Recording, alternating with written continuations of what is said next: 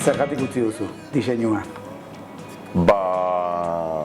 Hori, garai batean oso atzera begiratu behar dut, gauzak egiteko era oso bestelako zen gaur egun bezala. Ziren komunikazioaren eta guzti horren mundu hortan egin beharrak eta egin beharreko lanak oso ongi definituta zeuden. Bakoitzak zeukan tarea bat, egin behar zituen edo grafikoak, edo mezu idatziak, edo ikusentzunezkoak eta olakoak. Eta lana egiten zen taldean, baina aldi berean nolabaiteko askatasunarekin, ez? Eta bezeroa zena, bere konfiantza guztia jartzen zuen lan talde horretan, eta uzten zuen egiten. Batzutan jakina, ñabardurak eta zorroztasunez esandako aldaketak egiten ziren taola, baina bazen lan egiteko modu aske bat. Eta gaur egun, esan dugunagatik, teknologiak ematen dizkigun aukera guztioengatik, denok gara pixka bat argazkilari, pixka bat bideo editore, pixka bat hori diseinatzaile, eta guain nahi baduzu chat GPT horrekin izan gaitezke baita redaktore, ez? Eta orduan mundu guztiak dakigunez zer egin daiteken makinekin eta zer nolako aukerak ematen dizkigun teknologiak, eskatzen ditugu gero eta gauza gehiago, baina beti ere aurreko prezio berean. Eta ez bakarrik hori, ja ez dira lantaldei gauzak eskatzen.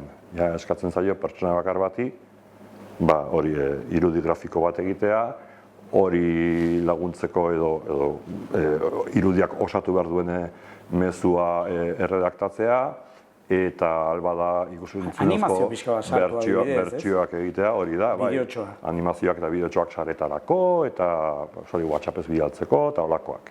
Eta lehen, hori, ez da gizien bat jende zegoen, hori egiteko guain, pertsona bakar bati eskatzen zaio, gehienetan gainera nolabaiteko presaz, badago alako presio bat ere, eta beti ere prekariotasun horretatik atera gabe. Adimen artifiziala, aipatu duzu, bada kanta, sona handiko bat zioena, Video Killed the Radio Star, adimen artifizialak akabatuko du diseinatzailea, lehen esan dugu, ez da gailentzen aldela sektorean edo ez? Ez dut uste, ez dakit. Nik uste dut guain egongo dela datozen urte hauetan egongo da transizio moduko bolada bat, eta hortan ikusiko da. Adimen artifizialak puntu asko ditu geratzeko, momentuz merkea delako. Merkea da doainik. Orduan, bezero batek eskatu aldizkio milaka aldaketa eta milaka froga, beti ere hori momentuan konpontzen direnak, eta dirurik horrendu gabe. Orduan, horrek abantaila asko ematen dizkio. Zer gertatuko den, nik uste dute maila jaitsiko dela pila bat, hori nagusitzen bada. Izan daiteke mediokritatearen paradisu bat, nun zea guztiak oso antzekoak izango diren, eta modei eta jarraituz oso gauza antzekoak egingo diren, eta horrek ekarriko duela, desberdindu nahi duenak edo, joko du berriz ere profesional humanoen gana ez. Gauza bereziagoak edo behintzat organikoagoak egiteko. Zergatik da Nafarroa izan da eta da Nafarroaren emankorra, marrazkilari arrobi bezala? Esan dute gure kintakoen eta zaharragoen artean, ez da, badatozkite gogora Urmen eta Tarrak, eta Zaldi Eroa, eta Gazteagoetan Belatz, eta Zuzeu, eta bada halako zera bat, ez da? Ba, ez dakit, ez dute sekulan pentsatu, baina guain galdera egiten Jokin didazula. Larrea, laguna denez aipatu. Guain galdera egiten didazula ikusten dut zea, eman komun bat jende guzti horren artean, ez? Beste toki batzutan ere jendeak marrazten du, eta asko.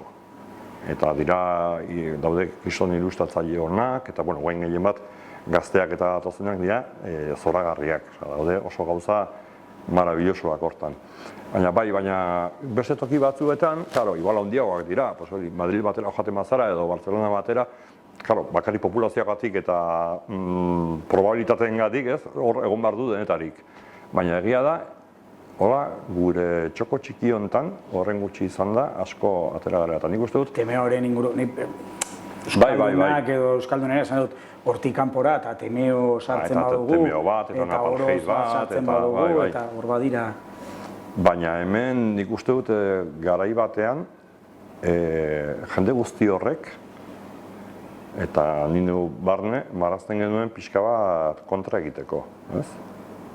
Bazen oso modu polita, eta merkea, bakarri behar duzu hori, arkatza eta papera. Zabat egiteko, ideia bat botatzeko eta mezu bat garatzeko. Baina hori oso Nafarra da. Nafarroa beti izan da oso matxinoa eta oso korrontaren kontrakoa.